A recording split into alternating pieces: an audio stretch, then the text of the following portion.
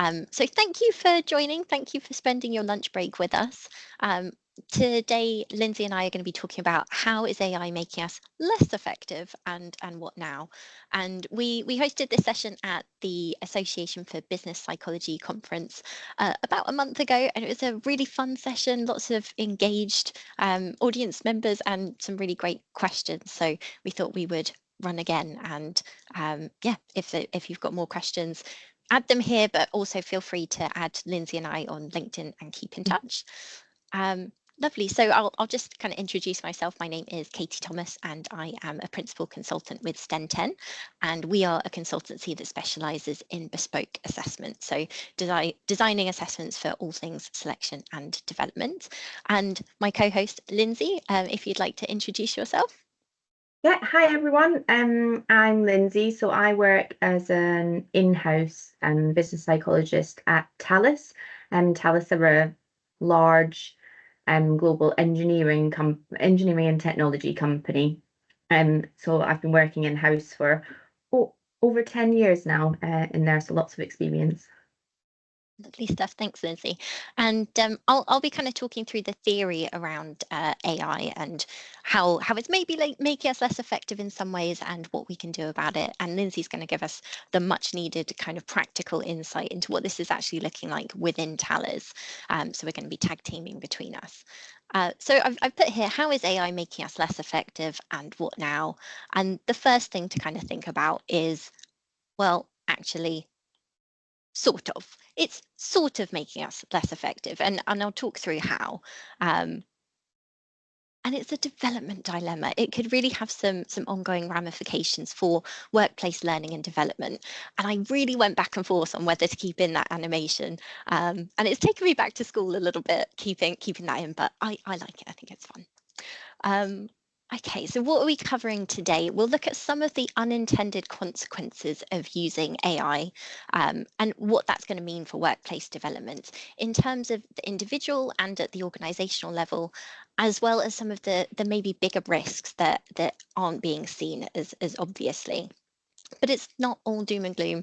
We do like AI, and we're going to be looking at actually what can we do to support learning and development? How do we save development?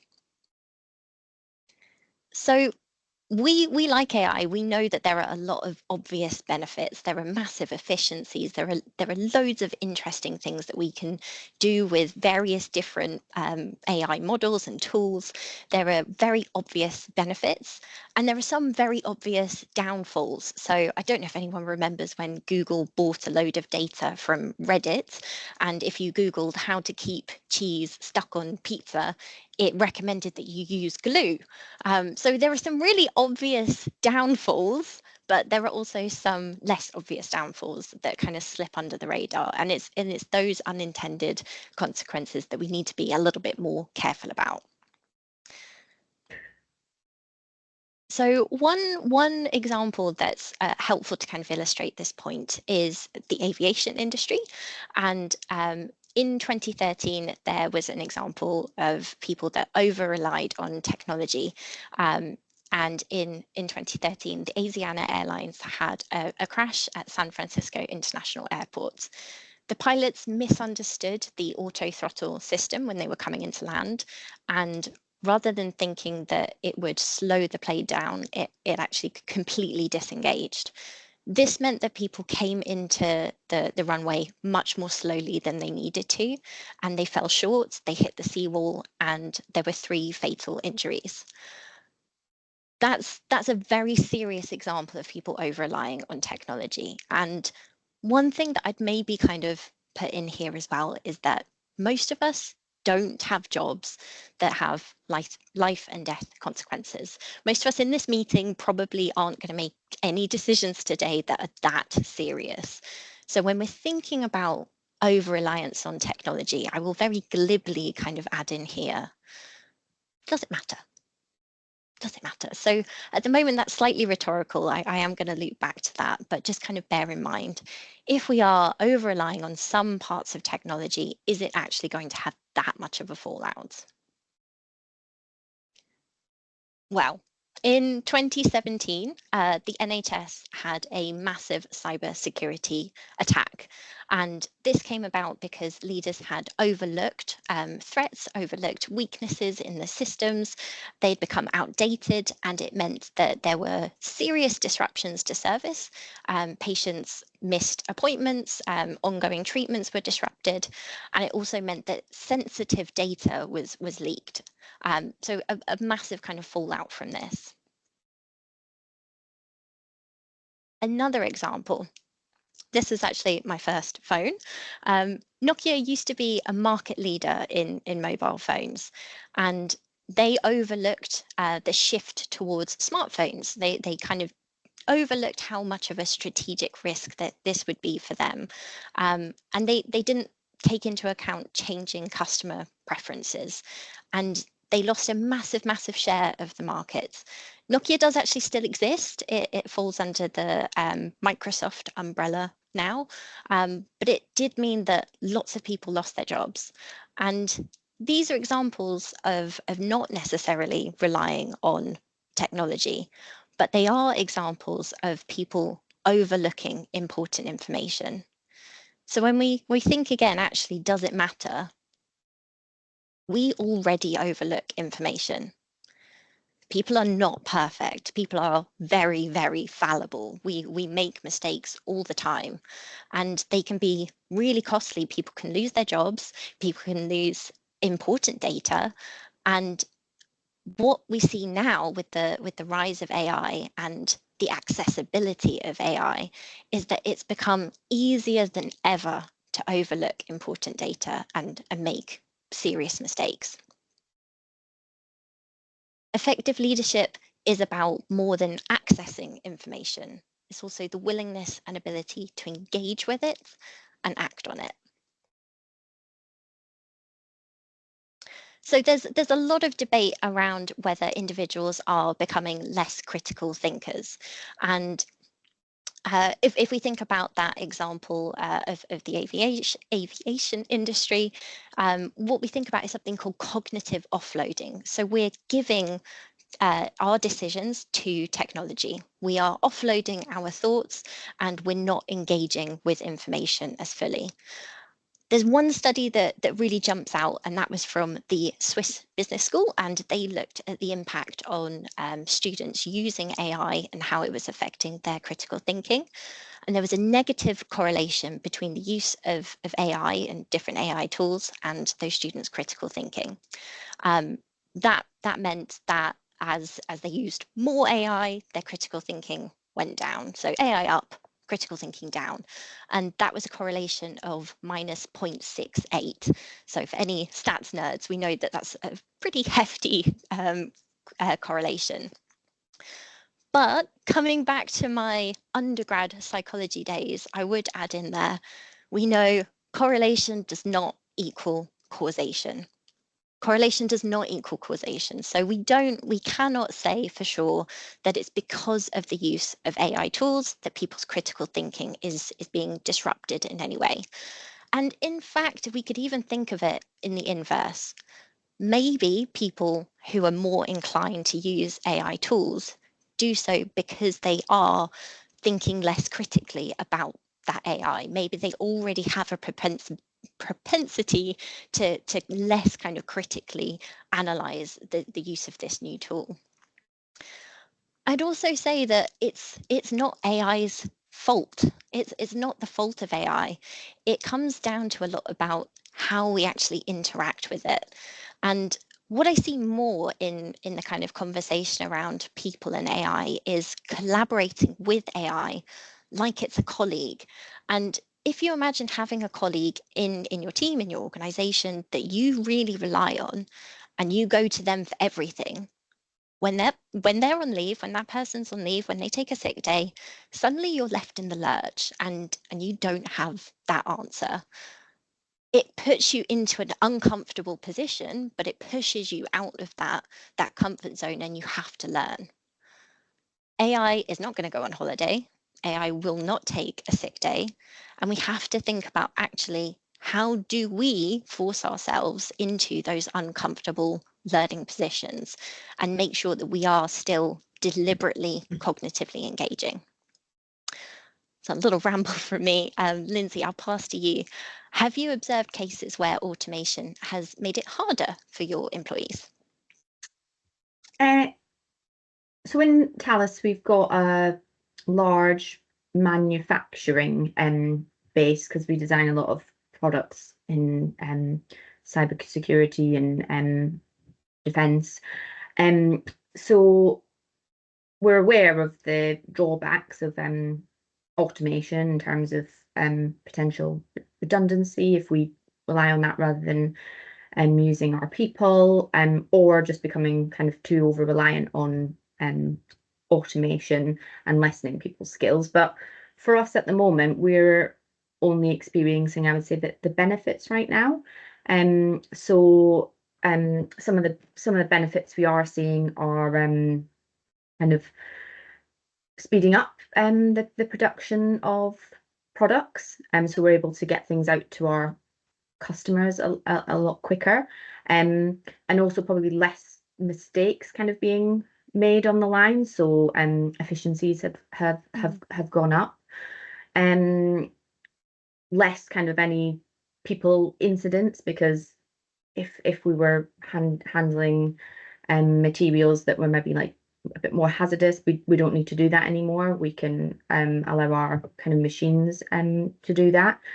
And also some of the automation we've brought in has allowed some of our employees to learn new skills because they've now got to work that equipment. So yeah, at the moment, it's positive for us in Thales, but we do always have in the kind of back of our minds the drawbacks and the potential kind of issues we could have, and that we keep in mind. Brilliant, thanks, Lindsay. Okay, so I've kind of talked more about the individual level so far, but thinking about the broader kind of team level and organizations currently, but also organizations and the workforce going forwards, there's the potential for the loss of something called development by osmosis. And this term is coined in relation to those natural kind of organic opportunities you get to learn in practice. So in junior positions, people come in and they learn on the job through assisting on maybe more routine parts of tasks, supporting on those smaller bits of roles. And where we see these more contained, smaller routine parts of roles being offloaded to AI, we're removing a rung of opportunity for people to develop. And it's not just thinking about our early careers individuals coming in, it is thinking about what that means for our future leaders and what that means for our workforce going forwards. If we think about the 70-20-10 rule of learning and taking things in, we know that learning on the job, learning through practice, is a really rich and powerful way to support people's development. That's the bulk of what should be our learning, the 70%. So we know that this is a potential risk, and it's not just thinking about the teams, the organizations, it's also thinking about the kind of broader ramifications of how this could actually disproportionately affect some groups compared to others as well. So if we think about socioeconomically disadvantaged individuals who might look for more learning and practice, kind of training opportunities above formal, expensive education, this is removing a rung of the ladder for social mobility. It's taking away an option for that.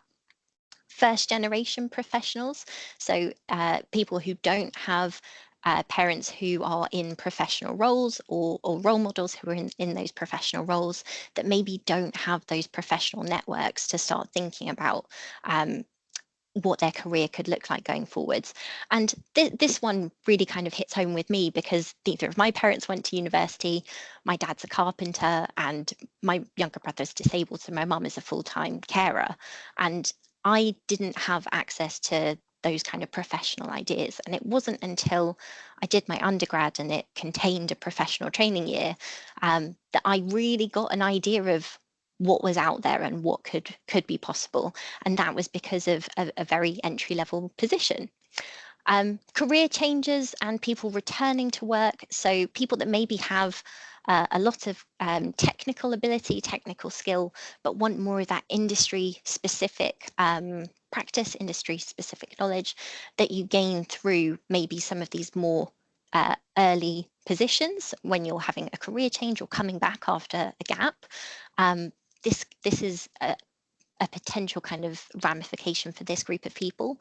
And we only have to look under the hood a very little bit to think about who are we actually talking about when we think about people taking career gaps, people having these career changes, returning to work after a gap. We can think about parents coming back, and typically the gender taking on the bulk of parenting responsibility is still women. And whilst there's changes coming, it is typically still women at the moment. So this is one thing that could push again for greater disparity between genders. Neurodivergent individuals. So we know that neurodivergence is a massively broad topic. There are all kinds of different things that come under the umbrella term of neurodivergence, and we know that individuals really vary, but something that can be really beneficial for people with neurodivergence is having that practical learning experience and having the consistency and routine to pick up new information and be able to solidify that learning. And I talked about it with the kind of rich experience of the 70-20-10 model of learning. We know it's good for everyone. This is good for everyone, but it could be particularly beneficial for people with different kinds of neurodivergence. So just a little note on this as well, that if we're thinking about any kind of DE&I strategy, and we're thinking about wanting to make our organizations walk the walk when it comes to fairness, we have to make sure that learning and development is part of that conversation. Okay, looping back to you, Lindsay. How has AI impacted skill development in Thales? Well, like most organizations, yeah, it's having a huge impact, and obviously there's been a lot of even the GPTs designed, because of the type of organization we are. We actually ChatGPT, for example, is kind of locked out of our systems. We can't use any of those tools. So Thales have created their own Thales GPT that we all have access to, and we're all encouraged to kind of have it open on our laptops and desktops, and most of the time just to use when needed, whether that be we can input documents to do summaries, much like other GPTs, or rephrasing things, or whatever people are using it for. But we are encouraged to engage with AI, and we've started seeing more AI modules kind of coming on our internal learning system, just to get people up to a even if it's a basic level, kind of fundamental understanding of what AI is, how it can support us in our work. With other people in our organization, AI is their like day job. So we've got a huge AI factory kind of thing that's called. It's come out of France. So we've just recently recruited like a head of AI. So it's going to become bigger and bigger within Thales as things move throughout the year. Some of the things that we do use it in for L&D is we use it in training, like in gamified ways. If we do hackathons, which is like a software engineers do it to come up with kind of innovative solutions to problems, then we use, oh sorry, my chat's just popped up. We use AI in that way to help create prompts dependent on what those engineers are popping into there, so that everyone's getting a bit of a different experience based on their creativity and ideas. And we do, I believe, use AI. We've started to use it in our recruitment processes, so in that front end piece when it comes to looking at CVs and things that are coming. Brilliant. Thanks, Lindsay. So we've talked about some of the kind of fallout and potential risks for the individual and that organizational level, and actually what it can mean for fairness as well with different groups of people. So what do we do now?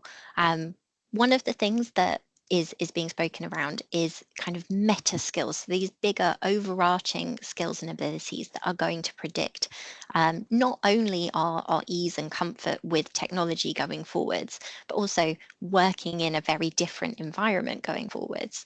And there's long lists, but they roughly come into kind of four key areas, or these are some of the most prominent ones.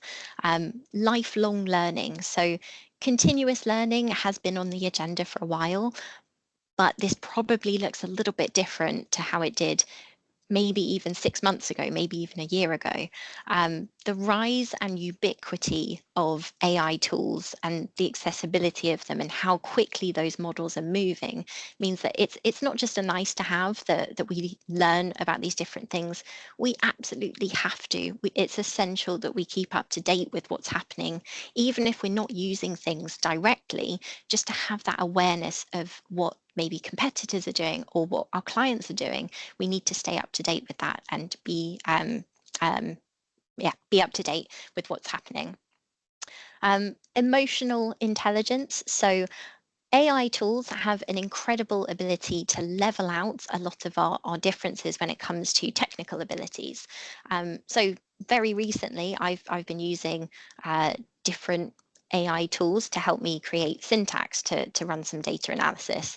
I hadn't done this kind of analysis properly in maybe 4 or 5 years. So it was really, really helpful to have that reminder and have that tool to hand to support me in this way. And as we have those kind of technical differences ironed out between people, those more human traits like emotional intelligence are going to become much more prominent as differentiators. Emotional intelligence has always been on the table, but now we think about two people that are going to be working with data, and we've got someone that is able to think about that from an emotionally intelligent angle as well. If we think about AI being used in healthcare, and we see the massive advancements it's making in quickly and easily spotting abnormalities in cells and catching risky changes in people's bodies early, absolutely, that's an incredible thing to use AI in healthcare. But care has to be the core of healthcare. And we still really, really need those emotionally intelligent people who are going to be working in these interpersonal, emotionally charged environments. Ethical reasoning, so thinking about the kind of risks that we talked about, having people that are going to be engaged with using AI in a responsible way. So yes, AI models might lead to different types of bias. I think a lot of the models are getting better at this, so I don't want to put too much weight on that. But we do need people that are going to be engaging and making sure that we are kind of policing how we use AI and making sure that we using it in an ethical way. There's something really interesting here about the balance between people and technology, because there are ethical AI mirrors, which are other AI tools which you can hold up against your AI model that you've implemented in your organization to make sure that it's actually doing what it's supposed to do in an ethical way. So you can use one model to help you make decisions, and you can use your ethical AI mirror model to check those decisions and check that reasoning against your organization's values, against the ethics that you want to uphold in your organization. So yes, these are important skills for people, but again, there's that interesting interplay between people and technology. Adaptability. So I think this kind of goes hand in hand with lifelong learning, but it's not just about being able to kind of roll with the waves and ride the waves of what's happening. We need people that are actually going to be really willing and engaged with these different waves, because if people love or don't love AI, it is here, and it's going to be more so in all aspects of our lives, and we need those people who are going to be adaptable and sustainably adaptable. This isn't just one done change. It's ongoing changes. Lindsay, I'll come to you again. How is Thales starting to think about meta skills? So we've actually probably been thinking of them for some time, not calling them meta skills, but the skills that you've just gone through, they're definitely things we've been thinking of for a while. So things like the critical thinking and problem solving and lifelong learning, they're all really important skills to us. So right at the kind of when people are first entering our organization on our future talent programs, so graduates and apprentices, the online element that they complete before going on to do assessment centres, that the competencies that are kind of underpinning that are looking at kind of creativity, problem solving, grit, those type of elements. And then when they come to an assessment centre, our behavioural framework has already got lots of those elements in that you've just gone through, so they're reassessed against those. So things like how we inspire others in terms of our communication. One of ours is about imagining the future, so that's things like innovation, critical thinking, how we include others, so in terms of collaboration and that self-awareness piece, that respecting others, about that behaving ethically towards others. So people are being assessed against those elements before they come into the organisation, and then we invite people who are already in the organisation, and we've got self-assessment tools where people can self-assess against our behavioural framework, and then if there's gaps between where they are and where they'd like to be, we can offer a suite of kind of learning interventions that might be suitable for them, so it allows them to improve on those aspects. And on our targeted kind of leadership development programs that we run with kind of our top talent, but at various levels, those core components are always built into the learning interventions and the training interventions that those individuals go through. A lot of the core training is kind of this behavioural meta skill training we really focus on, because we understand if people have got that, they generally have flexibility to then learn the technical aspects and things of the roles. And that's been a bit of a move for Thales because we are an engineering company, technical skills obviously hugely important to us, but we're beginning to understand, just how important these behavioural and meta skills really are to make that difference. Excellent, thank you. So we've talked about what can we do now for development. We've talked about the importance of meta skills, but we mentioned earlier about this risk of cognitively offloading, kind of losing some of these skills through over relying on different kinds of technology. Actually, what can we really deliberately do to preserve skills? And again, I'm just going to highlight that the key is being deliberate. So this isn't something that we have to stumble into. And one of the top things is active engagement with AI tools. So AI can be an incredible tool, and it can actually support our learning if we use it properly.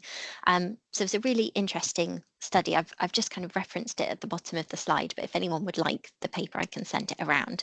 And they had run a series of experiments looking at people's eating behaviors, the choices that they made around choosing different snacks, different healthy to less healthy snack options, when they were faced with either an AI overview and a recommendation, just the overview, just the recommendation. And when people were given just an overview, but actually had to then engage with that overview, think for themselves and critically kind of pull apart what the AI was saying, they not only made better decisions when it came to making those kind of healthy snack choices, they were actually learning something as well. So actively engaging with AI tools can be a way to preserve that critical thinking. We talked about the risk of learning, the risk of the loss of learning by osmosis. So if we're losing that kind of natural opportunity, the organic opportunity to learn in practice, learn from others, what can we do? We need to be a lot more deliberate with having mentoring schemes if we want to support early careers coming in, but also what that's going to mean for our teams going forwards, our future leaders. We have to be a lot more deliberate about putting together mentoring opportunities. Um, and it's not enough to guess at how our skills are going and whether they're being maintained or whether they are being eroded away. We regularly need to be assessing people's abilities in these different areas and also keeping up to date with what is important, because what matters in the organization right now, the behaviors that we need from people right now, might not be the same in 5 years or even less. Things change very quickly, so we need to regularly be engaging with assessment and development. Lindsay, I'll come back to you again. Yeah. How does Thales support employee skill preservation? Think about upskilling or reskilling. Yeah, we do lots in this area. So one of the key programs we've just been working on is called our knowledge transfer program.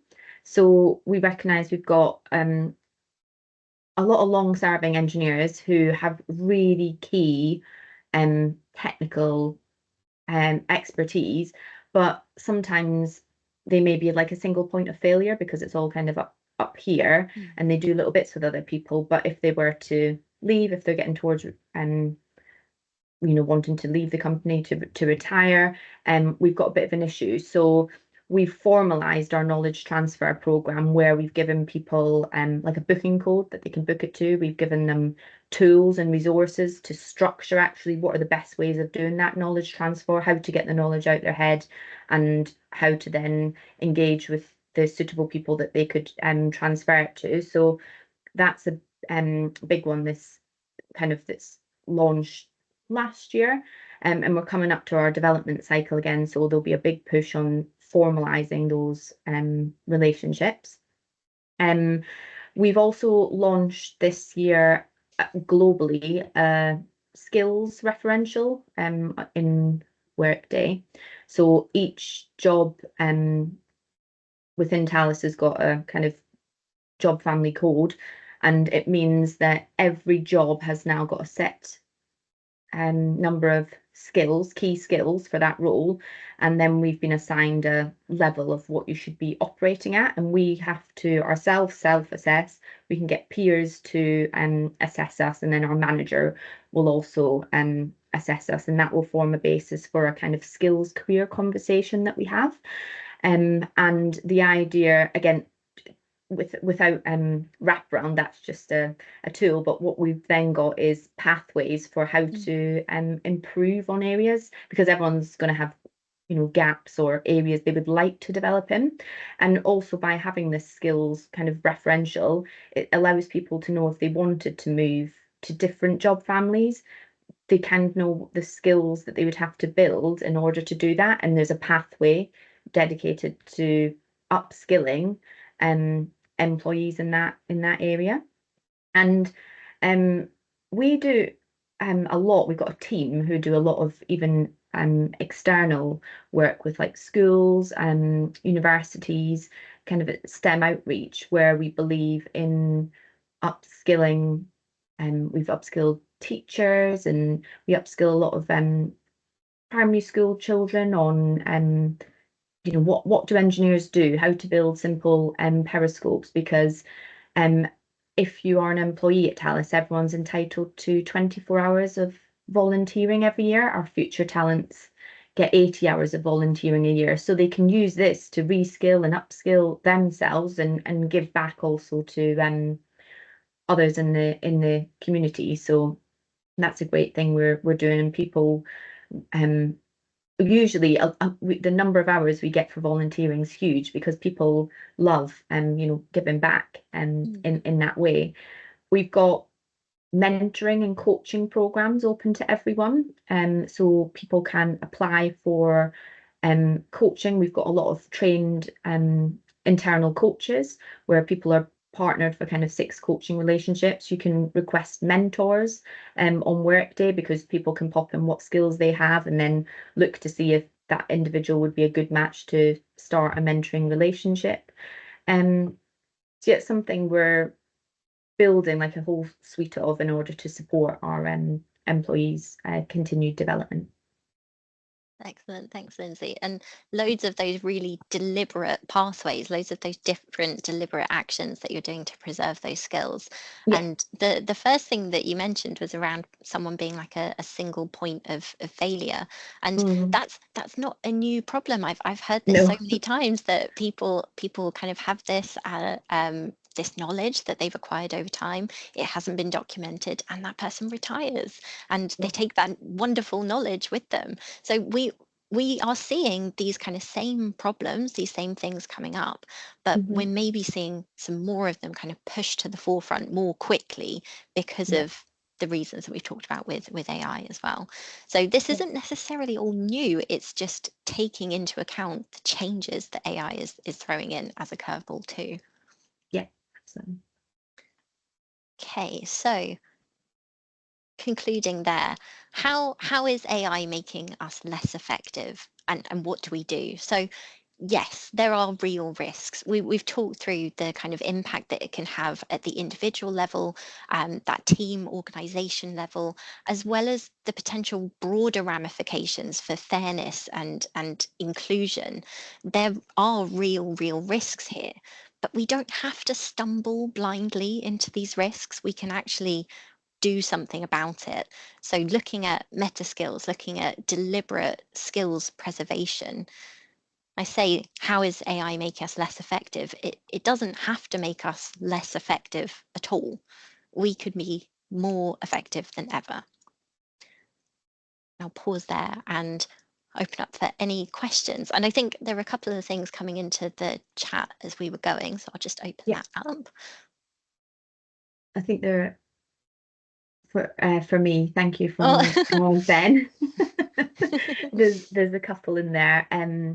So that one about it was in the automation section, wasn't it, when we were talking about that for the first one? Do you know what effect it has on motivation in terms of people losing aspects of their jobs they used to enjoy? So in Thales, we're actually really good at we often pilot things before we fully launch them. So automation isn't new to our organization at all, but I know when we put things into place, we'll have most likely piloted it, got a lot of feedback before and taken that on board before then the larger ramifications to take into account how that's going to impact at the individual level. And then we've got employee resources consultants who hold kind of listening sessions and things with groups of individuals, so that sometimes when you first implement things, it can all sound good, but there might be issues along the road. So we take time to listen to people's concerns and address them, so that hopefully, if they've lost an aspect that they really used to enjoy, they can also see maybe the other side of what are they gaining and the benefits of gaining those skills. And we're very big on kind of this internal mobility, so being able to move people around to different types of roles based on their skills. So thank you for that question, Ben. And the second one, I think, was about having clear guidance on how to use AI. So at the moment, this kind of Thales GPT, we haven't got a guidance, kind of strict guidance document. We're kind of, I think we're at the phase where we're told to kind of have a play with it, just have a go, see how it's helping you. But within Talent Learning and Culture team, we are trying to design a digital kind of learning pathway where we're going to have different modules, and in that there's going to be a big one on AI, because we're understanding it's going to touch everyone's job in some way. Some people like will be hugely impacted. Others, it might just be, oh, if you use AI, it could benefit you in X, Y, and Z way. But we want to get that out to everyone in the organization in some way. So we're currently having a lot of kind of skills discussions in the organisation and getting that content started to think of the content we're going to roll out, because we realise to do it properly it'll need to be we'll start as small and then how to get bigger so that everyone in the organisation can access this training. But yeah, we're not there at the moment in terms of prescriptive. Oh, we are very prescriptive with what we can't use because of security reasons and things. But then we're going to get better at how to use it for the benefit of individuals and teams and bringing groups together. Thank you. Excellent. A couple of people have asked about some of the papers I mentioned, and yeah, I can send those around. And if anyone else would like a copy, drop something in the chat here, or message me on LinkedIn later on. I don't know if anyone else has got any other questions at the moment.